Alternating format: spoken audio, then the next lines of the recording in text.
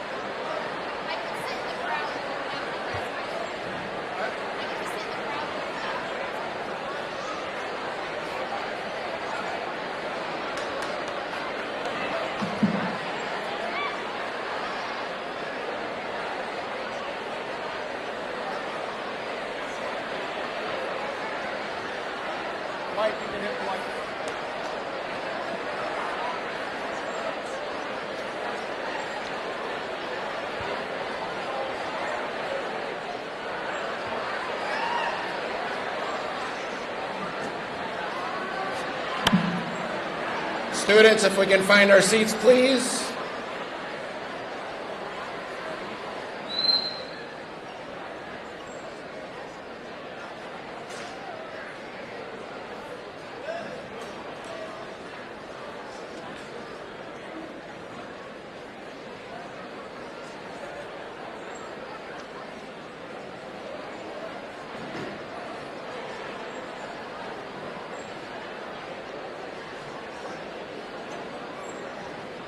Welcome, students.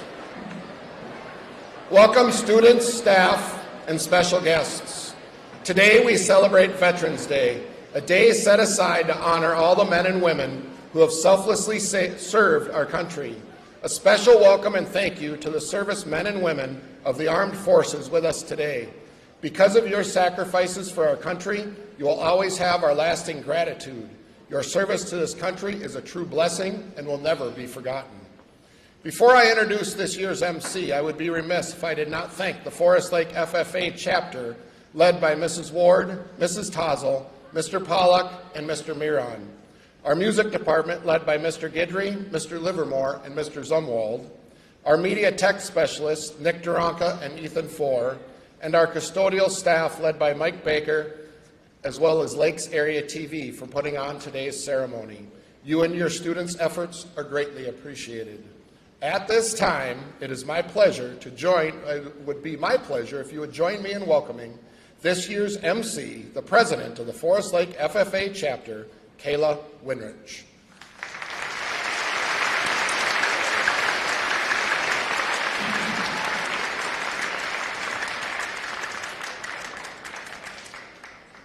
Good morning and welcome to the 21st Annual Veterans Day celebration here at Forest Lake High School.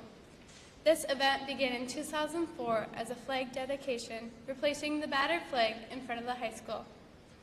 Today we are gathered together to honor those who have served in any branch of the armed forces. This year we celebrate the 106th anniversary of the end of World War I and since the first Armistice Day in 1919. Americans have preserved November 11th as a day to pay respect to veterans who are still with us and to remember those who have fallen. Today, I would like to give a special thanks to the VFW Post 4210 and the American Legion Post 225, all the students and staff who have helped plan this event, and especially to our veterans who have served and sacrificed along with those who plan to serve. The Color Guard today is a joint effort of the Forest Lake VFW Post 4210 and the American Legion Post 225. We now ask viewers, please stand and quietly face the colors as the color guards post the colors. Would the color guard please post the colors?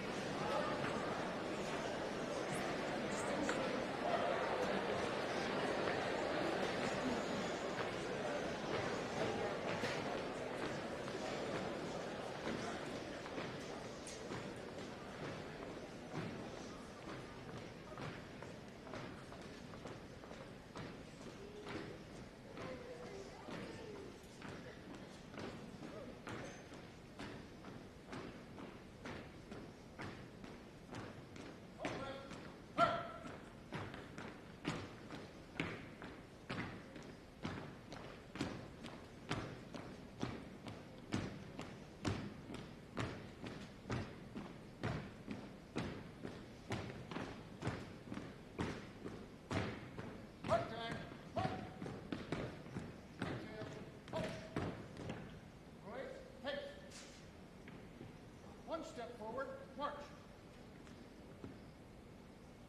Post colors.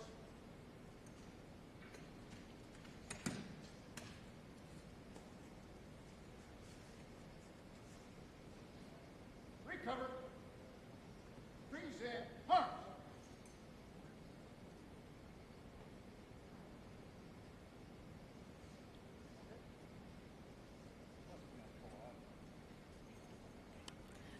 Please remove your caps and place your hand over your heart and join me in saying the Pledge of Allegiance, and please remain standing for the national anthem performed by the Forest Lake Area High School Cantoria Choir. I pledge allegiance to the flag of the United States of America and to the republic for which it stands, one nation, under God, indivisible, with liberty and justice for all.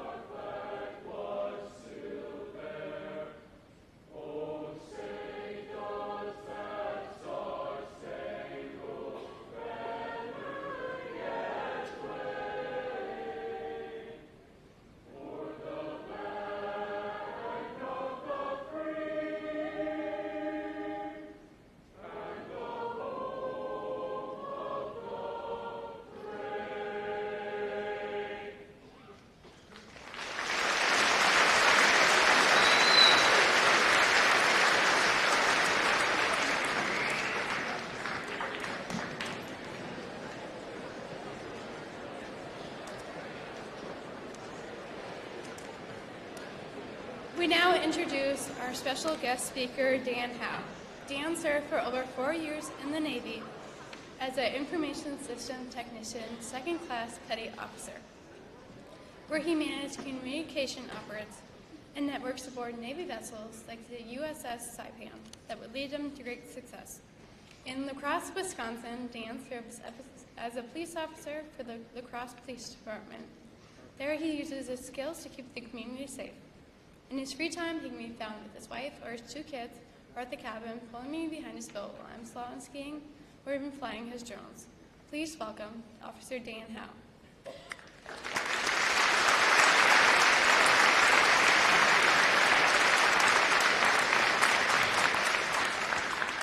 Thank you, Kayla, for the nice introduction. Good morning, and thanks for having me. My name is Dan Howe, and I'm a United States military veteran. I have been honored by my niece, Kayla, to ask me to give this Veterans Day speech today. Let me start by telling you a little bit about my story. In 2003, when I graduated from high school, I immediately joined the Navy. It seemed like a reasonable good choice at the time, because I don't think I was focused enough for college yet, and I had no idea what I was going to do with my life after I graduated from high school. It also originally seemed like the easier path to take at the time, but looking back, I believe the hardest thing I've ever had to do in my entire life was to leave the comfort of civilian life and transition into a Navy sailor. Leaving behind my friends, family, and even my high school girlfriend were not easy. Basic training was not easy, and I vividly remember the physical and emotional stress I was under during those first few weeks of basic training. There wasn't a lot of talking or smiling among the guys in my training division, as we were all experiencing the same high level of stress. I even remember I didn't have an appetite, and my teeth were even becoming loose in my gums from the stress I was under. I eventually survived basic training, and my military experience got better. I was eventually stationed in Norfolk, Virginia, on board the USS Saipan as an information systems technician. I eventually made the rank of second class petty officer, and I worked in the ship's computer help desk center. My ship deployed several times to Canada, the Caribbean, Western Europe, the Mediterranean, and the Persian Gulf. My job was to go from office space to office space on board the ship, fixing desktop computers and assisting users with computer issues. I was also on the ship's self-defense force, which is similar to like a police SWAT team or emergency response team. I never felt scared for my safety as a computer tech in my air-conditioned office, and I never saw combat. All of the emergency situations that I regularly trained for luckily never happened. My military experience was extremely positive. I got to visit so many amazing places, experience so many awesome things, and I worked alongside so many incredible sailors that to this day I'm still friends with and still keep in touch with. After 4 years in the Navy, I did the second hardest thing I've ever had to do in my entire life, and that was to transition from military life to civilian life. I had to again leave behind friends who I considered family. It was also a hard blow to my self-esteem, as I went from an information systems technician, second class petty officer, to an unemployed bum living with my parents with no plan or direction for what I was going to do with my life. It was a very scary and uncertain time. I missed the excitement of the security type work that I did in the Navy on board with the ship self-defense force, so I decided I wanted to become a police officer. I completed the police academy with Western Technical College in La Crosse, and then obtained my bachelor's degree in criminal justice from Winona State University, which was all paid for by my military service. I became a police officer with the City of La Crosse Police Department, where the computer skills and life lessons I learned in the military have benefited my career greatly. I'm currently a law enforcement instructor for the department, certified in instructing defense and arrest tactics, firearms, taser, and scenario training. I spent over 8 years on our emergency response team as a robot operator, and currently I'm a drone pilot for the department. I also edit training videos for the department that are pushed out monthly and annually to all officers for training. So my life has been greatly benefited by my military service. To be honest, I joined the Navy for selfish reasons, to advance my own life and to get money for school. I was lucky enough that I never saw combat, and I obviously wasn't injured or killed. On special occasions like Veterans Day or the 4th of July, I like to wear my USS Saipan LHA-2 Navy ball cap out in public. And when people say to me, "Thank you for your service," I sometimes impulsively think to myself, do I really deserve a thank you?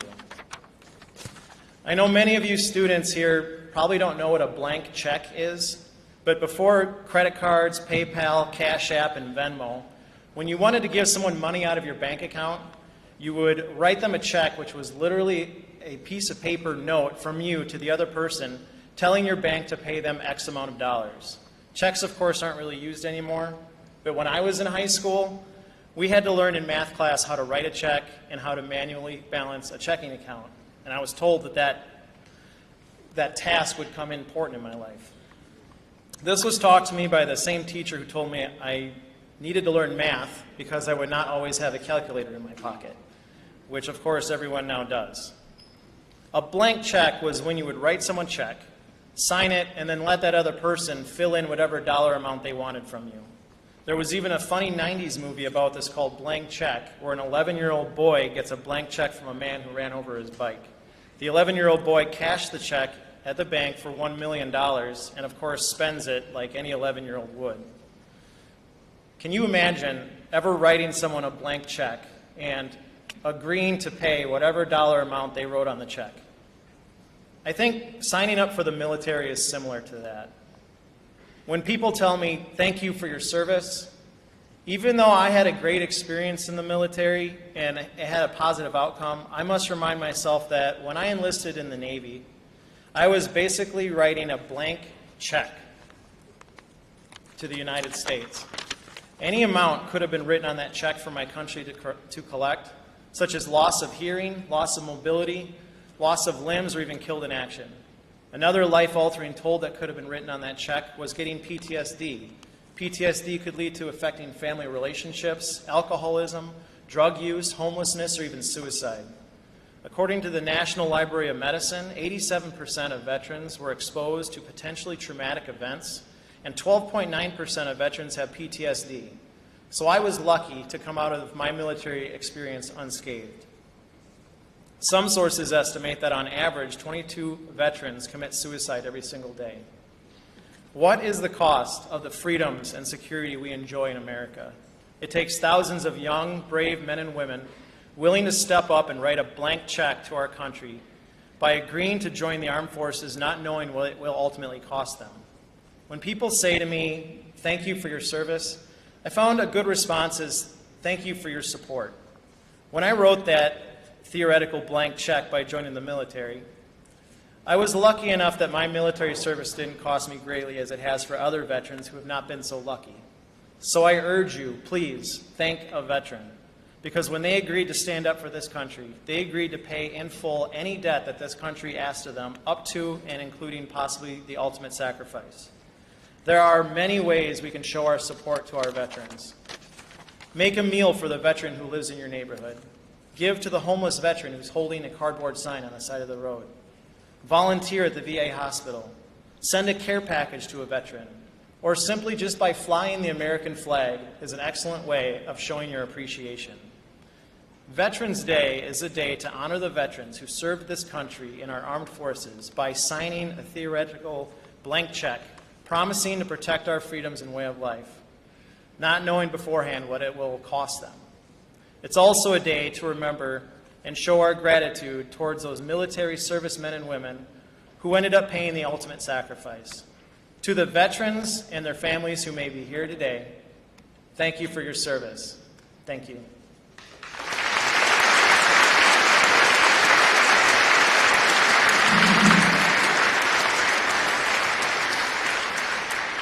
Thank you, Dan Howe, for sharing your story with us today. We now invite you to join Symphonic Winds, Symphonia Orchestra, and Cantorai Choir in performing Salute to the Armed Forces, which includes the Army, Navy, Space Force, Coast Guard, Air Force, and the United States Marines. Although some of you are watching from your home, we invite you to participate by standing if you or a family member has served in a branch of the military. while the branch is shown on the screen.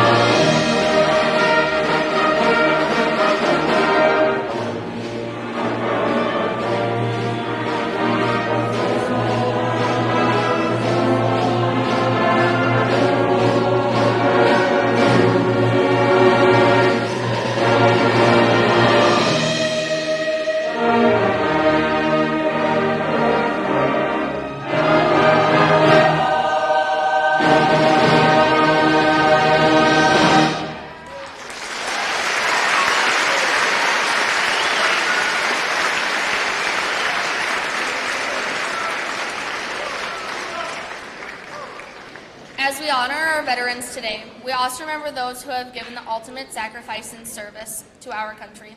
Please pause for a moment of silence.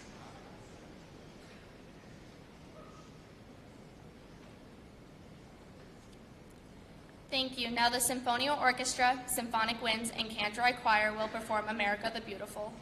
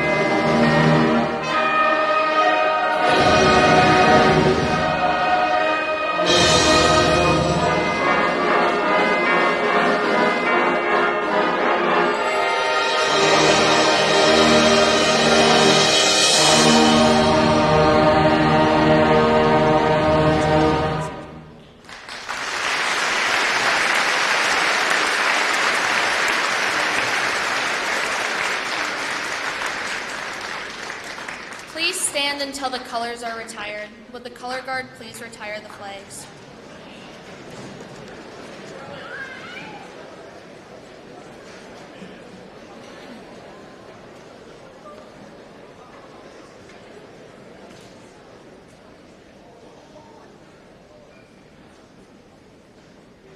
Work arms. Present arms.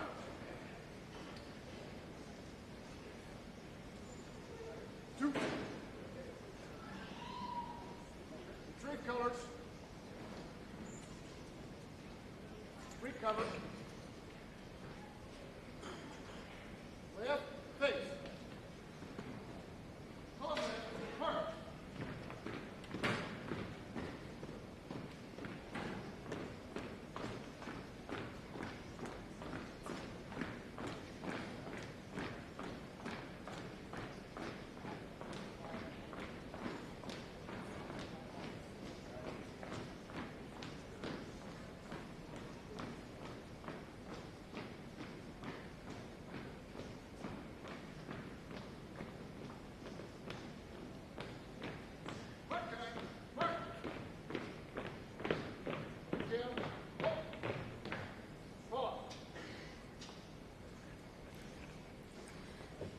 This spring, the Rotary Club will be hosting a military care package drive to support the service members deployed overseas. We invite the community to help support our troops in the upcoming months. Please be on the lookout for more information regarding what can be donated and where to donate the items. Rotary has a meeting on November 21st in the Glass Classroom, and we'd love for you to join us. Let's go. You may proceed to your 5th hour A lunch.